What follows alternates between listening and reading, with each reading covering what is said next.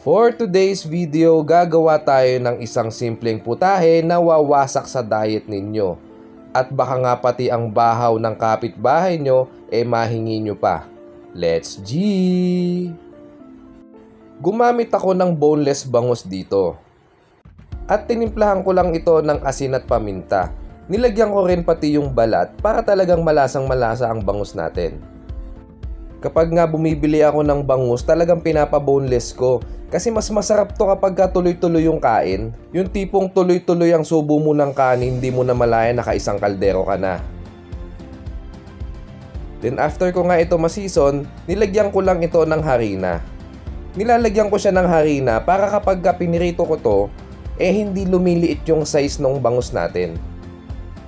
Kung mapapansin nyo lang, kapag nagpiprito kayo ng bangus tapos hindi nyo nilalagyan ng harina, umuurong siya na onte. Tapos kung mapapansin nyo yung pinaka-meat niya, medyo dry na. Gamit ang second hand na mantika, ipiprito ko lang ang lahat ng ito. At habang nagpiprito ako, ihahanda ko na ang lahat ng kailangan para sa gagawin kong sauce. White onion ang ginamit ko dito kasi mas masarap ang lasa nito kapag kinakain mo. Hindi siya kasing anghang nung kulay pula at manamis-namis pa ito. Sa isang bowl, pinaghalo-halo ko lang yung toyo, oyster sauce, tsaka yung mga hiniwa kong kalamansi. Tapos lalagyan ko lang ito ng kaunting tubig at madaming paminta. Mas sumasarap ang steak kapag marami kang nilalagay na paminta.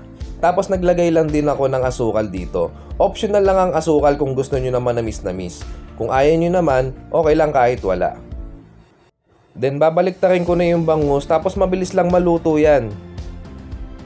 At after nga ilang minuto, ayan na siya. Ang ganda ng kulay ng bangus, di ba? At kung napansin nyo, intact yung size niya, hindi siya umurong. Then sinunod ko na yung second batch. Actually mabilis lang lutuin to. Hindi pa yata ako inabot ng 30 minutes sa pagluto ng putahe na to. Then sinet aside ko muna ang lahat ng bangus. Sa hiniwa kong sibuyas kanina, hindi ko siya ginisa lahat. Nagtabi ako para pan-toppings.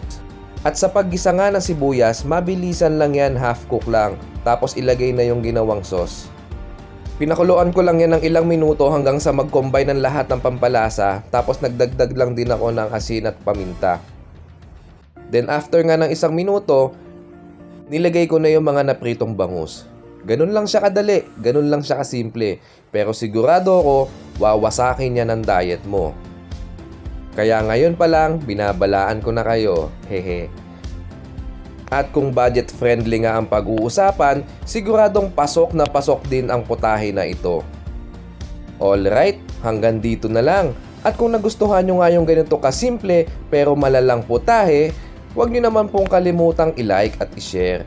Paki-follow na rin po ako para everybody happy. Hanggang dito na lang. Ilabas na ang bahaw. Bye-bye!